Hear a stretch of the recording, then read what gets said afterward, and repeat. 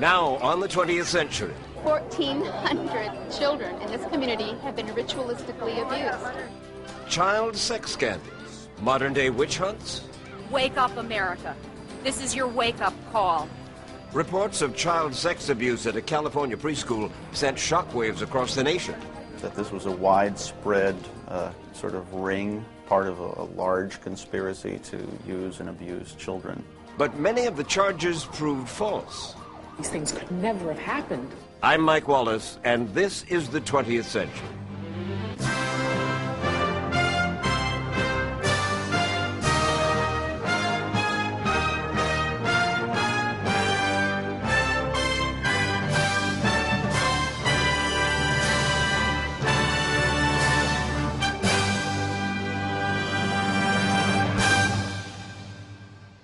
Long relegated to the dark corners of American family life, the sad fact of child abuse wasn't even acknowledged by physicians until the early 1960s. But within a decade, every state in the nation had passed laws requiring physicians to report child abuse to the appropriate authorities. The problem was, few doctors were reporting suspected cases. So in 1974, Congress passed the Child Abuse Prevention and Treatment Act, which offered states federal dollars to expand and improve child abuse reporting. Well, now, in addition to doctors, therapists, teachers, and school officials were legally obligated to report suspected abuse. And so reports of child abuse have mushroomed, much of it by workers at daycare centers. Among those reports, none seem to be as heinous as the McMartin preschool case in Manhattan Beach, California. Authorities now believe that at least 60 young children were victimized, and that the ultimate number could well be much greater. Reporter Wayne Satz of KABC in Los Angeles broke the McMartin story in early 1984. He reported that Virginia McMartin, her daughter Peggy Bucky, grandchildren Raymond and Peggy Ann Bucky, and 3 counselors at the preschool allegedly abused children sexually and then terrorized them into silence. The allegation was that these children were used in pornographic pictures, that this was a widespread sort of ring, part of a large conspiracy to use and abuse children. Elizabeth Chaffee, one of the children at the McMartin preschool who claimed to have been abused, recalled 10 years later what had happened. We would all be naked, and the girls and boys would stand in lines, and they'd take pictures of us while we were on stage. In 1984, based on the children's testimony, a grand jury indicted Virginia McMartin, daughter Peggy Bucky, and grandchildren Raymond and Peggy Ann Bucky, together with 3 other teachers, on 300 counts of molestation, rape, sodomy, and conspiracy. The defendants denied the charges. In any given number of children, experts would tell you 1 out of, I don't know what it is, child is molested. In some setting, more than likely in the family or incest or something, I don't know. All I know is they weren't molested at the McMartin preschool. How did this case get started?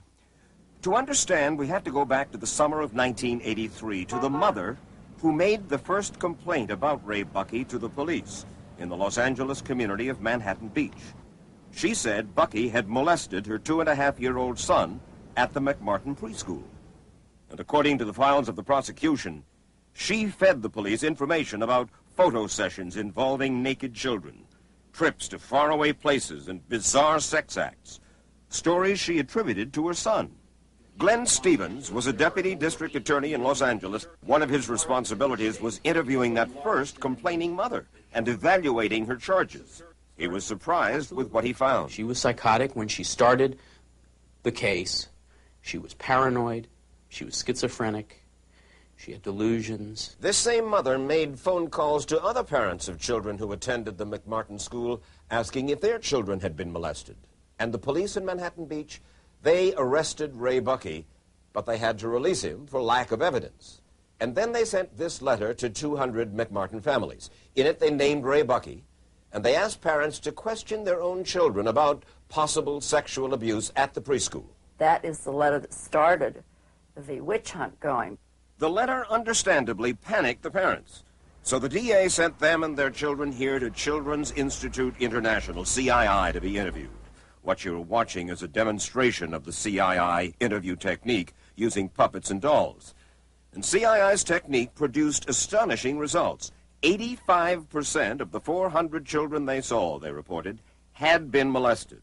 The state of the art of interviewing children was horrendous at that time. They really believed that children never lie, that you have to keep going after them over and over again in order to get them to disclose, and that you didn't have to worry about leading questions, that you had to use leading questions in order to get them to disclose. But in 1985, a newly elected district attorney, Ira Reiner, became concerned that the interviewing techniques had caused the children to make up stories. They'd have little Bobby sitting there, and they'd say to Bobby, did the bad teacher touch you in a yucky way in this place right here? And Bobby would say, no. And they would push a few times, and Bobby would continue to say no. Then they'd say, but wait a minute, Johnny has already told us that this happened. Now, you're just as smart as Johnny, aren't you? And after a little bit of this, then maybe Bobby would say, okay, he'd nod his head, yeah, it happened that way. So Reiner decided to drop charges against 5 of the defendants, but he pursued the charges against Ray and Peggy Buckey. We were convinced after reviewing all of the evidence that there was sufficient evidence that the case should be given to a jury for a decision. So Ray Buckey was remanded to custody and held for 5 years without bail as the case slowly went forward, one of the longest pretrial detentions in U.S. history. His mother, Peggy, spent almost 2 years in jail awaiting trial. The inmates threatened to kill me daily. Because you were a child molester? Yes, that's what they thought. That's the worst thing you can be in prison, is a child molester. The fallout from the McMartin case rapidly spread eastward. In rural Minnesota, many of the accused and their victims lived in this 300-unit trailer park on the edge of town. Police say dozens of children are involved in 7 child molesting cases. In New York, 4 workers at a daycare center are charged with sexual abuse. Innocent. You didn't do this. I didn't know anything. And in 1985, in Maplewood, New Jersey, 22-year-old Kelly Michaels was charged with abusing 33 children at the We Care preschool. The details were disturbingly similar to the McMartin case. What were the allegations against you? Say nude dancing, implements inserted into children, that type of thing. Just the mere mention of these charges is enough not only to send a parent into a great wave of fear, but the public as well. And I believe I didn't have a chance, looking back, no matter how obvious it was that these things could never have happened. But many parents thought it could and did happen, including this mother who did not want to reveal her identity. What did your daughter say to you about sex abuse at the school? She described what has become known as the nude pile-up game to me. All the kids would be undressed and they'd jump on each other, and Kelly would be involved. Yes. As in the McMartin case, the Kelly Michaels case began with one parent's suspicions. A little boy was having his temperature taken rectally by a nurse when he said his teacher had done that too. That was enough for investigators to begin questioning 50 other children in the preschool. But audio tapes of those interviews showed the children repeatedly denying being abused. Now, did Kelly ever do any bad things to you? No. Not at all? No. How come you don't want to tell me? All your friends already told me. You want a badge? Yes. We will get you a badge if you help us. If you be a little detective with us. So some of the children changed their stories. And as a result, Kelly Michaels was charged with 229 counts of sexual abuse. At trial, 19 children came forward to describe the alleged abuse. Many experts now doubt the authenticity of their testimony.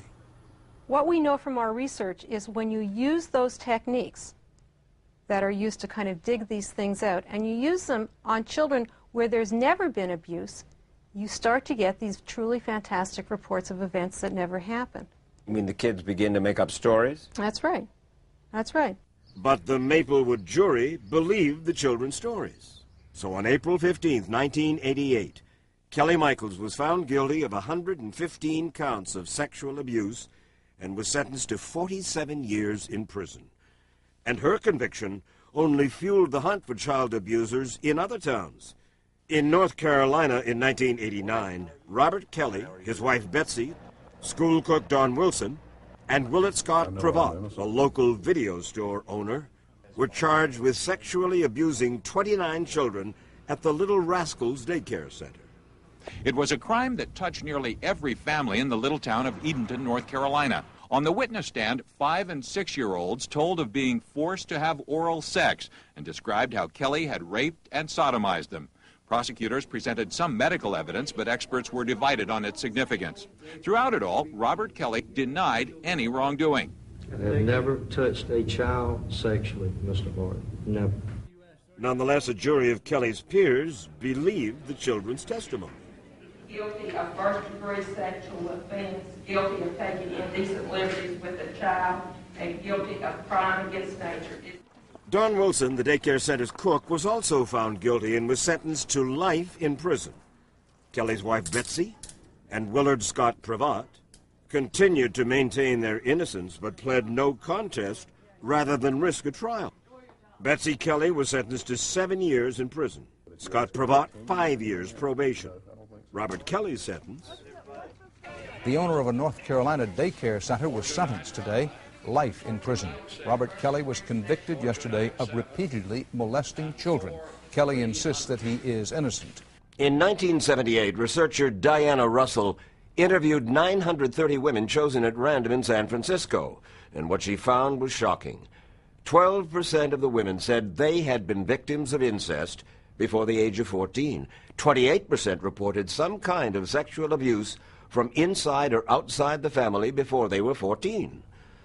Such astonishing numbers convinced some psychiatrists and psychological therapists that many women with emotional problems had actually repressed memories of abuse, and that for them to heal, they needed to recall them. During the time that I was growing up, in my day-to-day life, I didn't have any conscious knowledge of what had happened to me. I think that I looked happy outwardly a lot of the time, but inwardly I was carrying around a terrible secret. Rebecca Howland says that while she was living in this house, from the time she was 3 until 13 years of age, something so terrible and painful happened to her that she buried the memory, and buried it so deeply that she didn't remember any of it until 20 years later. I'd also always remembered walking to school on crutches and that my hip had hurt, but I didn't remember what had caused the pain in my hip. When the memories came back, what had caused the pain in your hip? Sexual intercourse with my father. Rebecca Howland was 35 years old and undergoing psychotherapy when she said that memories of incest and emotional abuse began to surface. One of the first things I started to remember was that we had chickens, and my father would cut the heads of the chickens off in the backyard and let them run around the backyard spurting blood. Yes, we raised chickens and we killed them by axing off their heads. Rebecca's father, Jim Howland, confirms at least that part of the memory. Subsequently, I remembered a scene where my father put my body on top of his on a bed and moved my body up and down over his pelvis, and then tossed me off to the floor and told me that bad girls get their heads chopped off. Did that happen? No. These are so detailed. You know, how could she just come up with something like that? Have you ever read a novel and you find detail in a novel? You think if anything is detailed, it has to be truth? Rebecca Howland's accusations tore her family apart. I remember about 20 different incidents where there are specific scenes, specific details, and specific acts of what had occurred. But were Howland's repressed memories real or imagined?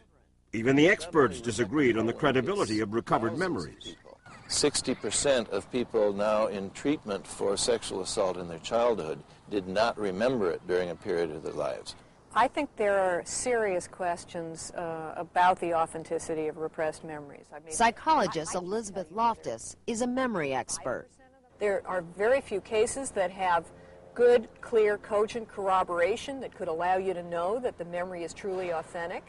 Rebecca, herself a psychiatrist, had her doubts too. At every point where I had the opportunity to check out some part of the memory, I was able to gain some validation that what I remembered was actually accurate. Is it possible that someone could truly believe they were sexually abused, have memories of sexual abuse, and have it not happen at all? It's possible, yes, especially when they're looking for an explanation for their problems. It was while she was in therapy that these things started to come out. And there's many, many reported cases across the country where therapists have been the ones that have created the situation. Rebecca Howland eventually sued her father for sexual abuse, and a jury awarded her $500,000 in damages. Jurors cannot change the truth. They can render a verdict.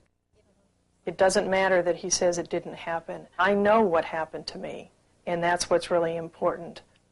Rebecca Howland was one of many women who came to believe they had repressed memories of sexual abuse. Some of them came to that conclusion after reading popular self-help books which argued that emotional problems like depression, low self-esteem, and eating disorders could be linked to repressed memories.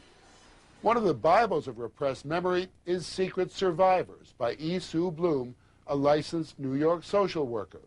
Her book provides a handy checklist of 34 symptoms. Her critics say the checklist is a grab bag of physical and emotional ailments that could apply to most anyone. She says if you have a majority of these symptoms, you're likely to be an incest survivor. Therapy and psychiatry in this country has a long history of embracing and rejecting fads. They also have a long history of embracing and denying the possibility of incest. But to what extent is your kind of therapy therapy du jour, I wonder? I help people to clarify what they feel. I help people to clarify their inner truth and their life experience. But you help them to clarify this with a very, very strong mindset of your own going in. Yes, that incest exists. That's my mindset. That a particular person, even if I'm totally in my heart... Is even likely. Oh, okay. You want to call that bias? That I think incest is likely? Okay, I'm biased. If you want to tell me I'm biased because I think incest is likely, and if you want to overlook all of the research that says how common it is, okay, I'm biased. Bloom's book, along with The Courage to Heal by Ellen Bass and Laura Davis, sold more than 750,000 copies. And as women began to recall being abused and began to confront their parents, families all across America were torn apart. One of them, the family of a former Miss America. I dissociated. I split into a day child and a night child. The next morning when I saw my father, I had absolutely no conscious knowledge of what had happened to me the night before. And it wasn't until I was 24 years old that a youth minister who had been so concerned and involved in my life, finally, after 9 years of trying to figure out what the pain that he saw was behind the ever-present smile, he really told me, he really said, could it have anything to do with sexual violations by your father? And I just started sobbing. In 1991, TV comedian Roseanne Barr claimed that therapy had helped her recall being sexually abused. I was very much an abused child, and so was Tom. I was going to ask Tom, yeah. But I didn't remember any of it till 2 years ago. Repressed memory had become the talk of the talk shows. Barr told Sally Jesse Raphael that her father was not the only one who had abused her. I have my first memory of being molested by my mother at 6 months old. Roseanne Barr's parents and siblings vehemently denied her accusations. When you get hit with an allegation that you're a pervert and a sexual molester, what do? How would anybody react? What she is doing to the 5 of us is really unfair. And just because it's on television and it's said by Roseanne doesn't mean it's true. What really happened to Roseanne Barr was impossible to know. Most memory experts agree that any recollection before the age of 3 or 4 was suspect. Nevertheless, repressed memories of sexual abuse continued to reverberate across America. In one extreme case, a daughter's repressed memory was used to prosecute her father for a long unsolved murder. The case began in 1989 after Eileen Franklin Lipsker placed an anonymous phone call to 911. The person that committed the crime raped her, and I was right there when it happened. And he hit her on the head with the rock. Franklin Lipsker eventually came forward and told police that when she was 9 years old, she had witnessed the rape and murder of her 8-year-old friend Susan Nason, and that the murderer had been her father, George Franklin. Susan and I were playing in the back of the van. It had a platform and a bed in it and curtains on the windows. This was the 60s, you know. It was a hippie type of van. And Susan and I were playing on the bed. My dad came back. I went up into the front seat, and the next thing I knew, he was raping her.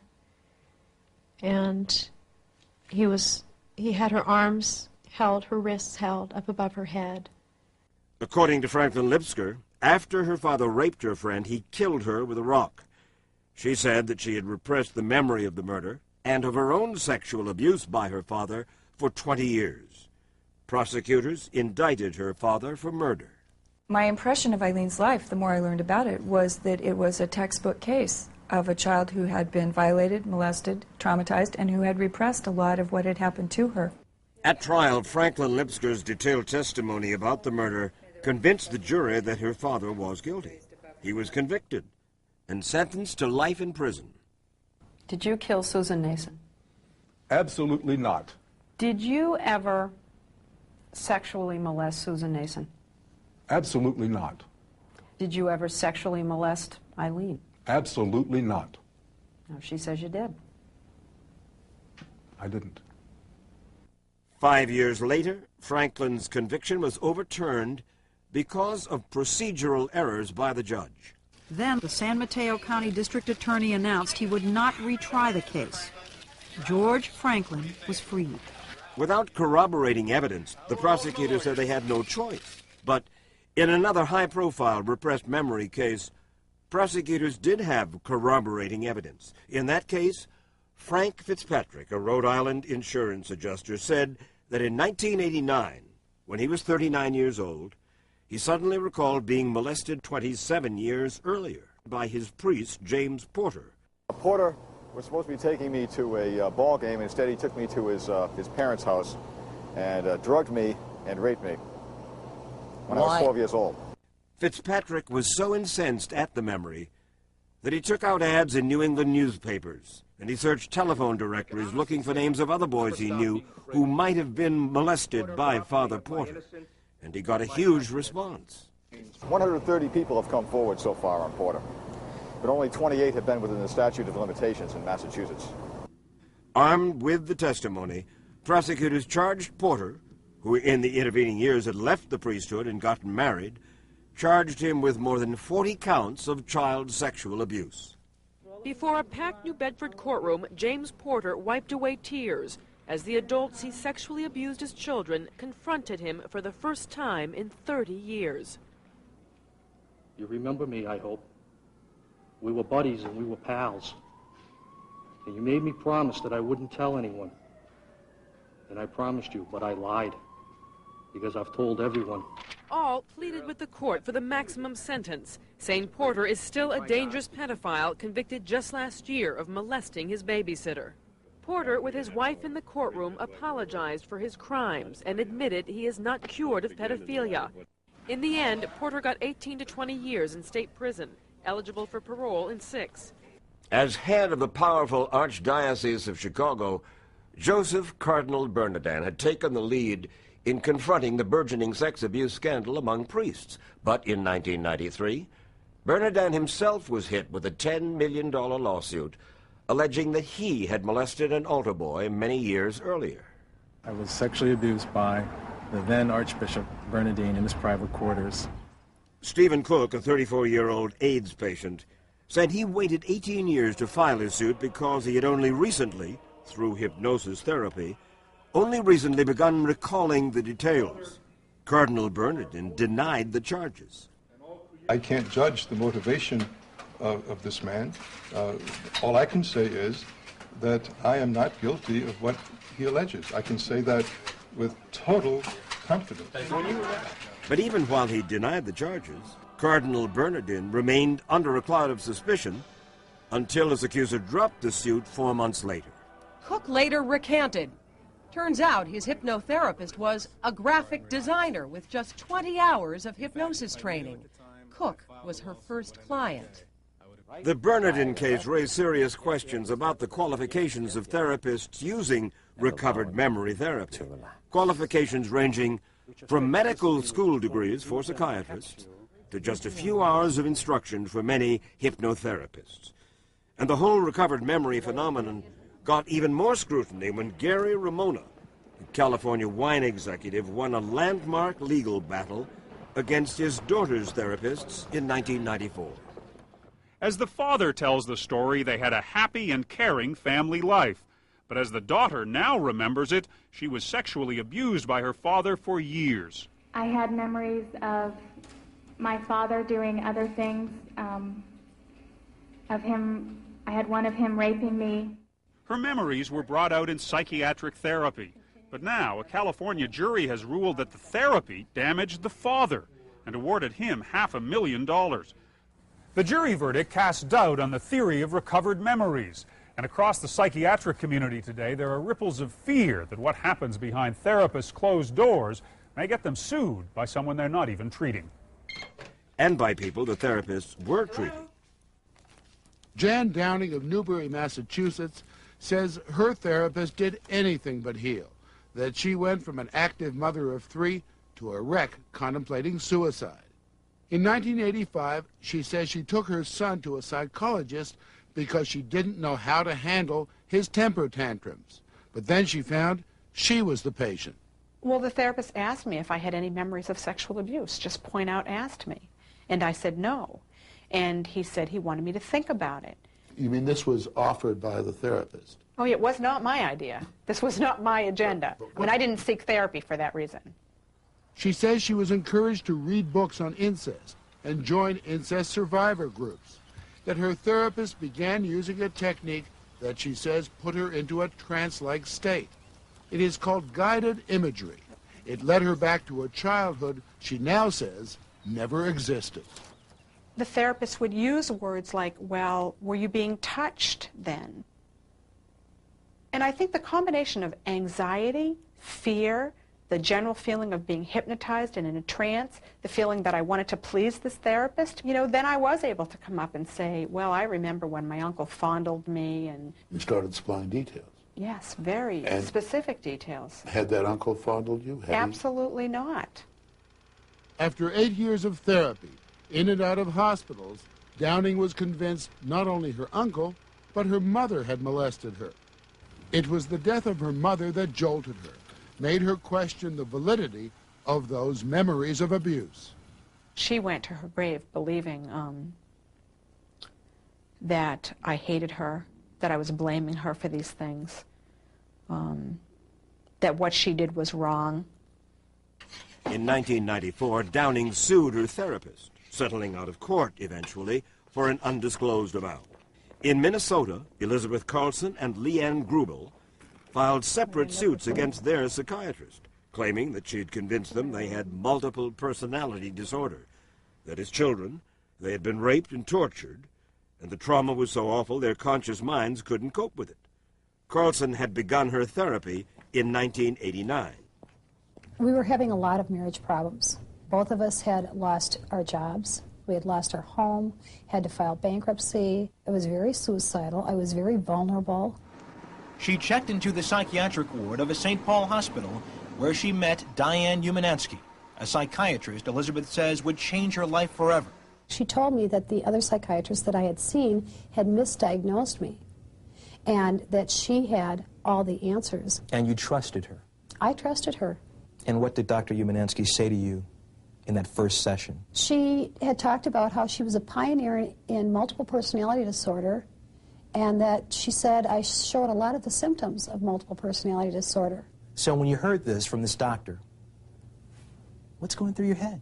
There's a part of me that was going, this is kind of weird, but at the same time, there's another part of me going, well, maybe this is the answer. Leanne Grubel of suburban St. Paul was also looking for answers. She, too, was hospitalized at United for severe depression after the breakup of a relationship. Leanne wanted the help of a female psychiatrist. She found one. She said, I have the answers to things that have bothered you, and She wrapped it all up in the diagnosis of multiple personality disorder. Leanne and Elizabeth shared more than the same disorder.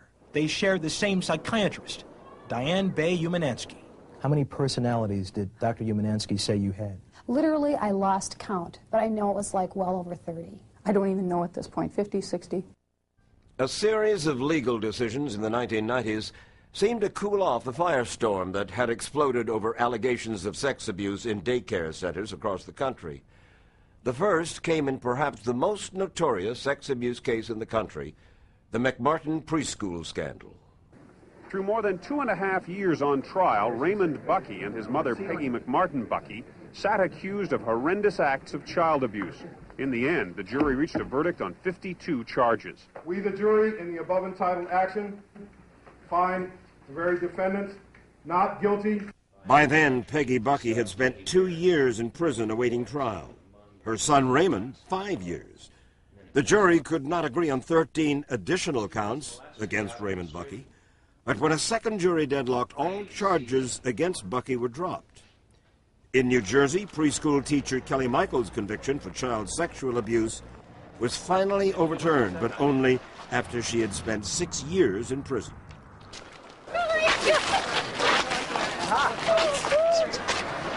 Michaels was vindicated after Dorothy Rabinowitz, a columnist for the Wall Street Journal and the New York Post, took up her cause. There was not a single charge of which this young woman stood accused that was believable in the smallest way. In Edenton, North Carolina, Robert Kelly and co-defendant Dawn Wilson, found guilty of sexually abusing children at the Little Rascals Daycare Center, had their convictions overturned. Kelly had spent 6 years in prison, Wilson 4 years in prison and almost 2 years under house arrest. Charges against the 3 other workers were dropped. These charges are now being dismissed so that wounds can be healed. And so the child victims who are entering adolescence now can proceed as best they can. The same could be said of those accused of committing the crimes. No one has apologized to these people. And I will tell you that well over 20 people are dead, have committed suicide because of what amounts to 15 years of sex abuse hysteria in the United States. And yet, author Mark Pendergrass began researching his book on false recovered memories after his 2 daughters accused him of abusing them, claiming they had recovered the memories in therapy. They then broke off all contact with him. For him, the charges were reminiscent of events that took place 300 years earlier in the town of Salem, Massachusetts. people were sure that there were these evil witches' covens. It was a widespread conspiracy also. And they were doing great harm. They truly believed that they were stopping the forces of evil on this earth. One of the terrible lessons that we have to learn over and over again is that the most harm in this world is done with the hope of doing good, and in fact with the absolute certainty, righteous certainty that you are doing good. That may be why in 1994 a small town in the Northwest erupted with accusations of satanic rituals and claims that dozens of children had been sexually abused. Wenatchee, a city of 60,000 on the eastern slope of Washington State's Cascade Mountains, is famous for its delicious apples. Now it's becoming infamous for allegations of child sex rings. My name is Robert Perez, P-E-R-E-Z. In January 1994, Detective Robert Perez was named Wenatchee's chief sex crimes investigator. And over the next 2 years, 43 people were arrested on more than 27,000 counts of child sex abuse. They would bring the people who were accused in, refuse to let them see any lawyers, and just go at them and at them and at them and at them, and tell them, you're going to go to jail from here if you don't tell me what I want to hear. 28 people were eventually charged. On behalf of the state, we're asking for substantial bail. We're asking for bail in the amount of $1 million. Pentecostal pastor Robert Roberson and his wife Connie are now on trial. They are accused of organizing child sex orgies at their church and of molesting young girls on the altar during Sunday sermons. The Robersons were numbers 25 and 26 on the list of arrests. They were charged after they protested the arrest of several of their parishioners.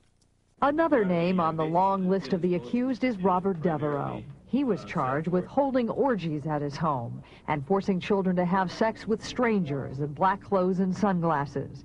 The accuser, his former 11-year-old foster daughter, who is now in the foster care of Detective Robert Perez.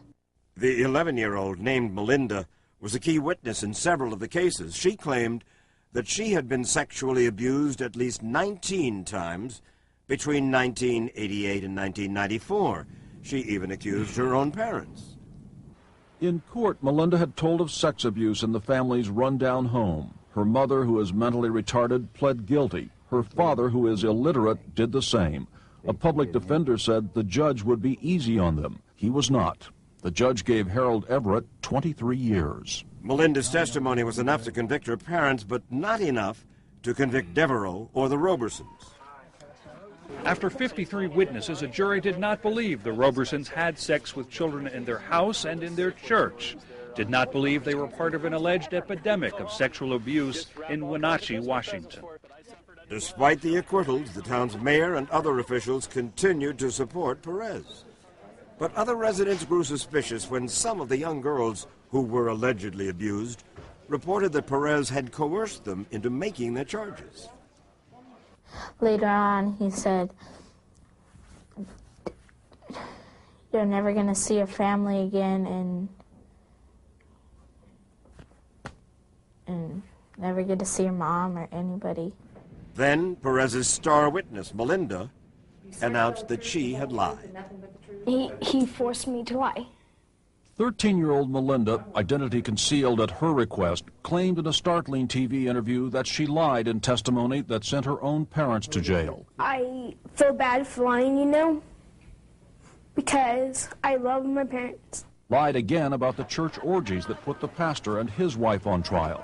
Lied under pressure from Detective Perez. He made me make up stuff. I didn't like it because I don't like lying. Perez left his position in 1995 after 19 people had either pled guilty or had been convicted and imprisoned. Among them, Mark Doggett, a 40-year-old college student, and his 35-year-old wife, Carol. They came to Perez's attention after they called Child Protection Services trying to get counseling for their son. They said he had been molested by a man in the neighborhood when he was 9, and now, to their horror, they discovered their son was molesting one of their 4 daughters. I wanted to stop it. That was all we were thinking about. When a CPS caseworker and Detective Perez later showed up at the Doggett home, I thought that they were there to help us. Carol and Mark Doggett assumed they were there to question their daughters about their brother. I told my girls that everything was going to be okay, and I took them out onto the porch. And I handed my children over to them. I gave them my babies to take care of. And they never came home. And they never came back. They never came back. After interviewing their 16-year-old daughter Samantha and her 3 younger sisters, Detective Perez claimed the younger girls had accused their parents of sexual abuse. Carol and Mark Doggett were arrested and charged with 1,000 counts each of child rape. When the Doggetts were arrested, their children were put into foster homes. Sam was diagnosed as being suicidal. They're telling everybody that I'm some violent, psycho person, and I'm not. Child Protective Services sent her to a mental hospital. Sam says her therapist tried to force her to admit she'd been abused. She tried to convince me that I had a memory block. And for a while, I was convinced. Yeah, what if I just can't remember? What if my parents really did do this to me? Meanwhile, a doctor who examined Samantha's 9-year-old sister reported that she had been abused. This little girl's hymen at some point had been penetrated. By what, whom, when, how, why, I can't tell you. At the Doggett's trial, the defense wanted the parents to accuse their son of molesting his sister, but they refused to do it. And then their 9-year-old took the stand. Your youngest daughter was asked a question. Did you ever have any secret touching problems? And she says yes. Who touched you in a secret way when you lived at home? Answer, Mom and Dad. When your mom touched you, what did she do? Answer, she put her finger in my crotch. Why would your daughter say that? We knew that she believed that if she could just remember the abuse, that she would go home. I just thought, my poor baby, she just wants to come home. That's why she's saying those things. You're saying she lied so she could go home. I would never say that my children lie. What I will say is that they were made to tell a story. The Doggetts were convicted of 2 counts each of sexually abusing their 9-year-old daughter and were sentenced to 11 years in prison. Their son was placed in a residential treatment center for juvenile sex offenders. One daughter was sent to live with family friends. 2 others were put in foster care. But Samantha refused to go to foster care, and she fled. How will you be able to make it now? I don't know. I'll find a way. I don't know what's going to happen to me. I have $10 and the clothes I'm wearing. Over the next 3 years, Samantha lived with the constant fear that Washington's Child Protective Services would find her and force her into foster care. Then, while she was living with a family friend in California, she was involved in a serious accident. I was in a car accident coming home from a church dance. Sam ruptures her stomach in a car accident with Sean and 4 other kids. And I was in the middle back, so I got the worst of it.